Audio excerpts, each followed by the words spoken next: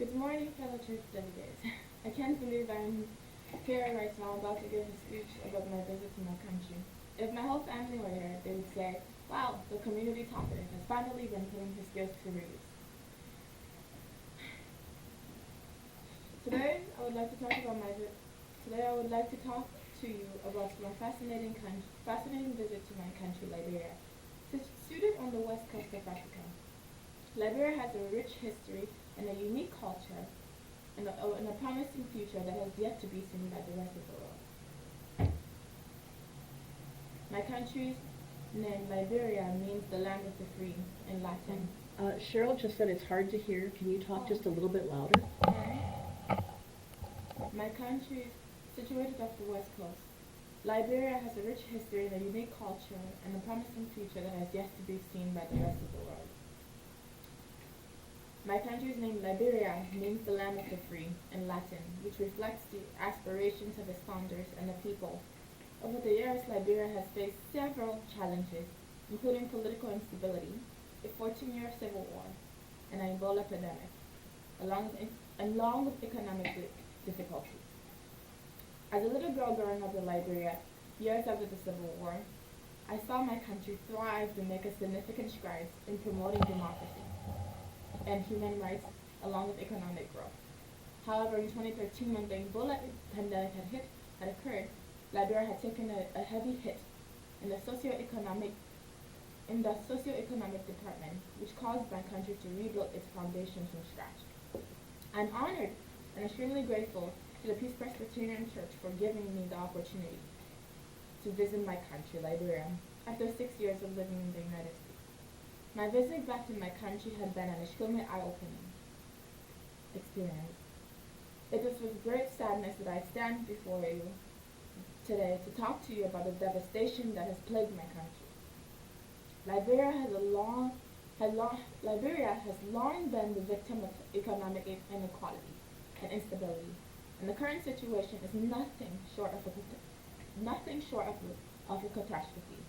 At the heart of the problem lies a complex web of factors that have combined to create a perfect storm of economic devastation in Liberia. Poor governance, corruption, and conflicts are just a few of the issues that have contributed to the current state of Liberia affairs right now. One of the most visible and devastating effects of economic devastation, which has caused high rate of poverty within the country. More than 50% of the population in Liberia live in extreme poverty, meaning many Liberians live on less than $1.90 per day. The poverty of the people in the country is just the tip of the iceberg of what I saw. The economic devastation in Liberia has far-reaching consequences that have affected all aspects of life. Health, education, and social development in the country, and the lack of economic opportunities has led to many young people in the country to drop out of school to help their families. Young girls as young as me selling their bodies for prostitution, leading to more teenage pregnancies, and an increase of homelessness and drug addiction among young children, which has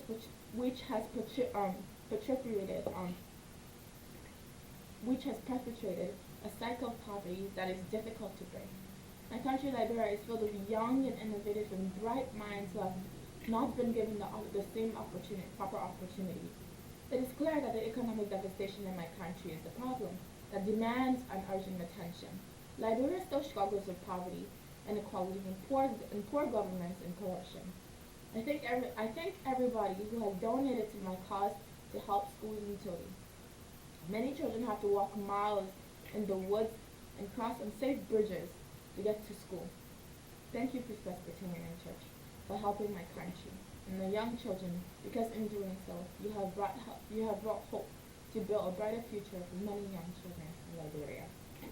Thank you. Thank you. Does anybody have any questions for Elizabeth? I guess my question is, what can we do to help? What can our church do? I've been focusing on the educational aspects, and things like that, and the schools and utilities just really do need supplies, and most of the time, like, parents have to pay for their education from their pockets, and because governmental education is not free within the country.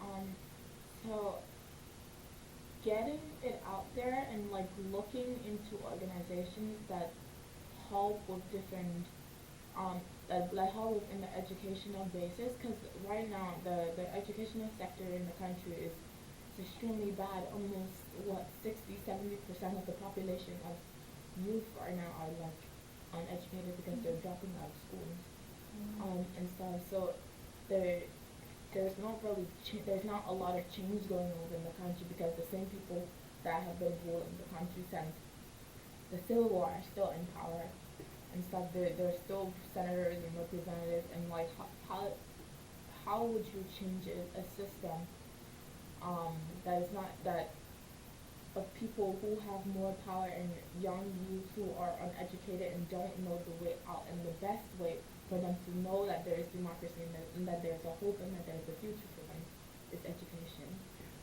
Say this question again. So the mission committee, so the mission committee got together a bunch of money that was very generously donated from Peace Church members. They're going to send it, sorry, to Elizabeth's former school. Is that right? Yeah. But then Elizabeth and Joan went to Liberia the summer before last and saw that the kids weren't even in school. And so we sent that amount of money we raised to a clinic in that community instead. So I was wondering, is that basically the best way, you think, to support an organization like that? Everybody has like a different aspect of which they can help.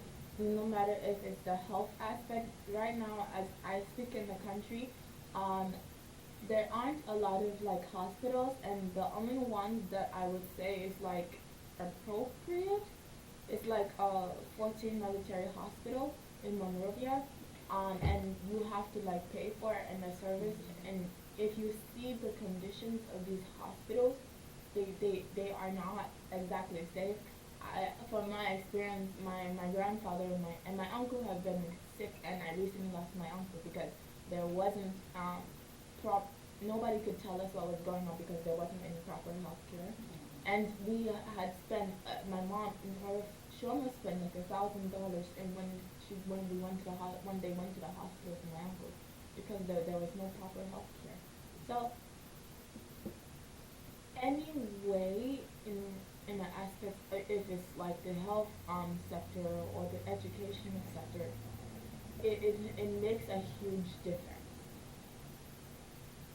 because a lot of times some people are even like afraid to even go to hospitals because there's not proper equipment, and also because the doctors, I don't mean to discredit a lot of people, but like sometimes the doctors and the nurses don't even have the proper, how do I put it, educational experience, when you can just go to the Ministry of Education and bribe your teachers, or it continues to happen even in college. You can bribe your teachers in order for you to pass certain grades and things like that. And when I went to the Ministry of Education lately, when I visited the Ministry of Education, and apparently over 90% of students within schools, within governmental schools and colleges, have paid the professors to pass and to get their degrees. So how are you going to put your life in the hands of people who have taken shortcuts? And the international hospital that was built for John F. Kennedy had built in Monrovia right now. Just if you see the condition of the hospital is not exactly being properly maintained, and the different options of hospital, there is not a lot, and it's lacking.